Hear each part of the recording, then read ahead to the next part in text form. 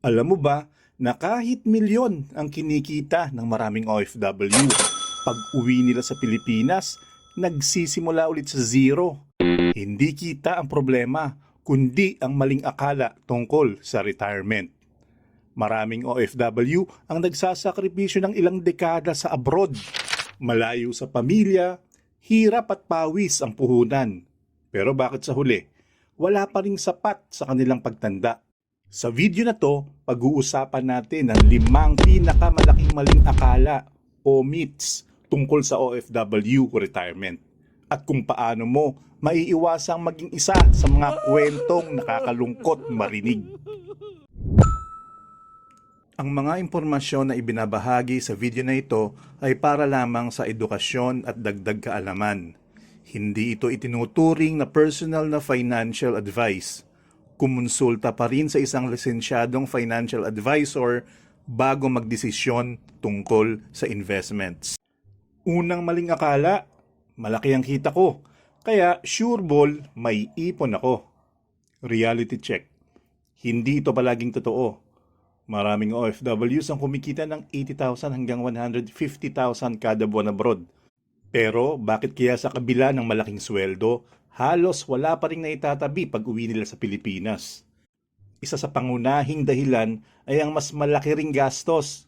Sa bawat buwan, laging may family request, padala para sa pagkain, bayad ng kuryente, tuition ng mga pamangkin, at minsan, pati luho ng ibang kamag-anak. Nadadagdagan pa ito ng lifestyle inflation. Habang lumalaki ang sahod, kasabay ding lumalaki ang luho. Mas bagong cellphone, mas magarang kotse, mas bonggang handaan tuwing bakasyon, at minsan pa, uutang para mapanatili ang bagong lifestyle. Halimbawa, isang OFW na nakapagsakripisyo ng 10 taon abroad. Sa paningin ng mga kapitbahay at kamag-anak, milyonaryo na siya dahil sa laki ng kinikita at dami ng naipadadala. Pero ang totoo, pagdating ng araw na kailangan na niyang mag-ipon para sa sarili niya, wala pa pala siyang sariling savings account o emergency fund. Ang malaking kita ay hindi garantiya ng ipon. Ang lesson, income is not equal to savings. Ang tunay na sukutan ng ipon ay hindi kung magkano ang pumapasok kundi kung gaano kakahusay mag-budget, mag-discipline, at magtabi para sa sarili mong kinabukasan. Pangalawang maling akala. Pag uwi ko, magninegosyo ko. Siguradong aayos ang buhay. Sarap pakinggan. Parang simple lang. Mag-ipon habang nasa abroad. Tapos pag uwi, ilagay sa negosyo at tuloy-tuloy na ang kita. Pero ang katotohanan, hindi ganon kadali ang realidad. Maraming OFW ang umuuwi, dala ang ilang taon nilang ipon. At ang unang iniisip ay mag-invest agad sa negosyo.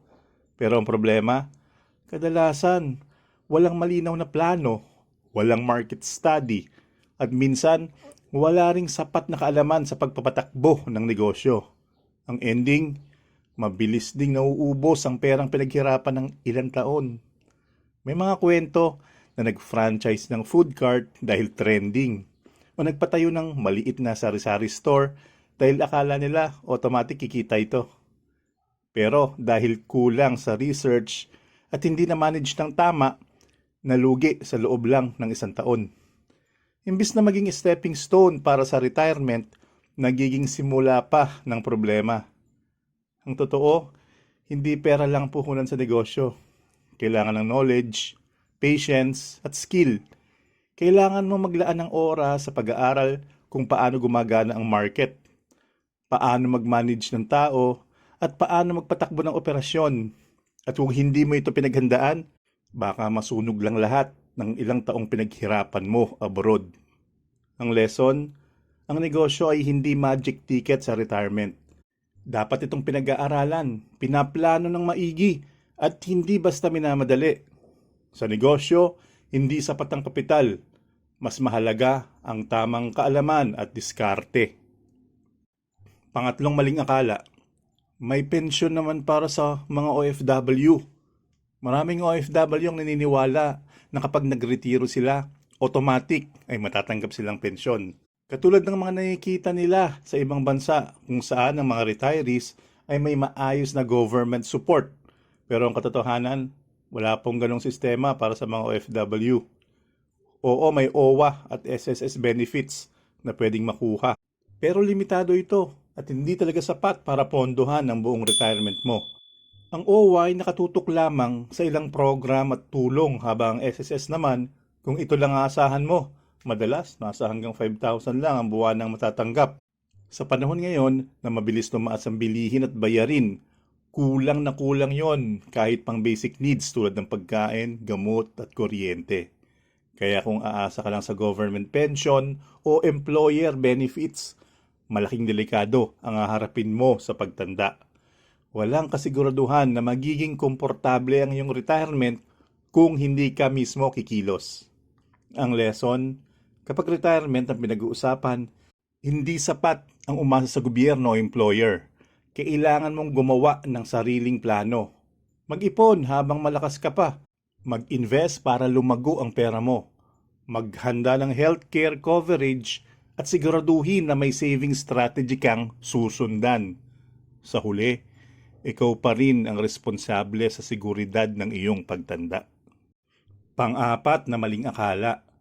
Basta may bahay at lupa na ako, secured na ako sa pagtanda. Marami sa ating mga OFW ang inuuna talaga ang pangarap na magkaroon ng sariling bahay at lupa. Natural lang yon. Sino ba naman na hindi gustong may sariling tahanan para sa pamilya? Pero ang problema, madalas dito na natatapos ang plano. Akala ng iba, kapag may bahay na, solved na ang retirement. Pero ang katotohanan, hindi sapat ang bahay at lupa lang. Oo, napakahalaga ng sariling tahanan. Pero tandaan natin, ang bahay ay may kasamang patuloy na gastos. Kailangan bayaran ng amilyar taon-taon. May regular na maintenance at hindi maiiwasan ang mga repairs. Kahit pa fully paid na ang bahay mo, may gastos ka pa rin na kailangan isaalang-alang. Marami ring kwento ng OFW na lahat ng ipon ay inilalaan sa pagbili ng real estate. 2, 3 bahay at ilang lote pa. Pero nang dumating ang panahon ng retirement, wala silang liquid cash. Walang pera na madaling makuha para sa pang-araw-araw na gastusin. Ang ending, napipilitan silang ibenta ang mga properties na pinaghirapan nilang ipundar dahil iyon na lang ang tanging paraan para makakuha ng cash. Kaya ang leksyon dito, hindi pwedeng bahay lang ang investment mo.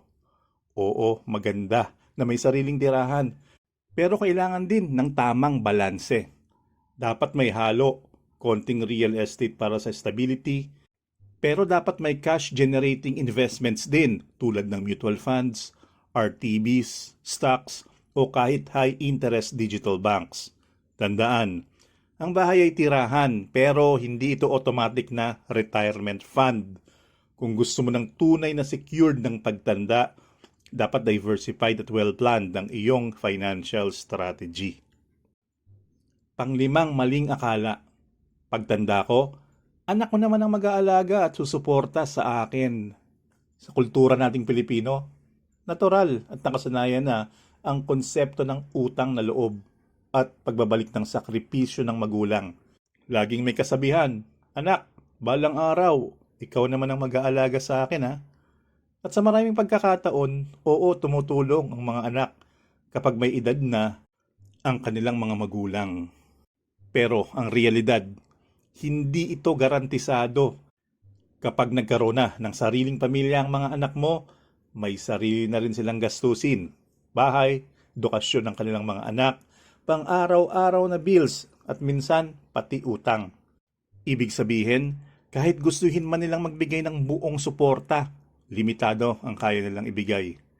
Maraming OFW ang umaasa sa ganitong setup, pero sa huli, sila rin ang nagiging dependent. At ang pinakamasakit na kaso, nagiging burden pa sila sa mga anak nila. Walang magulang ang gustong maramdaman na pabigat siya, pero nangyayari ito kung wala kang sariling paghahanda. Kaya ang mahalagang leksyon, huwag iasa ang kinabukasan sa mga anak. Ang pinakamagandang maiiwan mo sa kanila ay hindi listahan ng gastusin, kundi financial independence. Ibig sabihin, Pagdating ng pagtanda mo, kaya mong pondohan ang sarili mong pangangailangan mula sa pagkain, gamot, hanggang healthcare nang hindi umaasa sa suporta nila. Mas masarap isipin na ang mga anak ay may kalayaan ding tuparin ang kanilang mga pangarap at makapagbigay ng tulong nang hindi napipilitan o nahihirapan. At para mangyari ito, dapat ngayon pa lang magkaroon ka na ng malinaw na plano sa ipon, investments, at retirement strategy. Ngayon, paano mo maiiwasan ang mga retirement myths na ito? Ito ang ilang practical steps. Una, gumawa ng malinaw na retirement plan. Ilang taon ka pa ba magtatrabaho abroad? At magkano ang target mong ipunin? Pangalawa, mag-save at mag-invest consistently. Kahit maliit, basta tuloy-tuloy. Mas importante ang habit kaysa one-time, big-time. Pangatlo, diversify. Huwag lang lahat sa bahay. Huwag lang lahat sa negosyo. Halo-halo. May cash, may investments, at may insurance. Pang-apat, aralin ng financial literacy. Huwag lang puro padala. Alamin kung paano lumalago ang pera. At panglima, protektahan ang kalusugan. Laging kasama ang healthcare sa retirement planning. Ngayon balikan natin. Akala ng marami, madali ang OFW retirement. Basta may malaking sahod, negosyo, bahay, at anak, solved na. Pero ang totoo, maraming bumabalik sa zero dahil sa maling akala. Hindi kita ang problema, kundi ang disiplina at tamang plano. Tandaan, hindi sapat ang sakripisyo abroad kung walang direksyon ng ipon.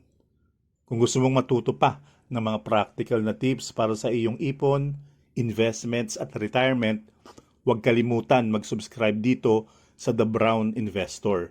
Dahil ang tunay na yaman, nasa tamang kaalaman.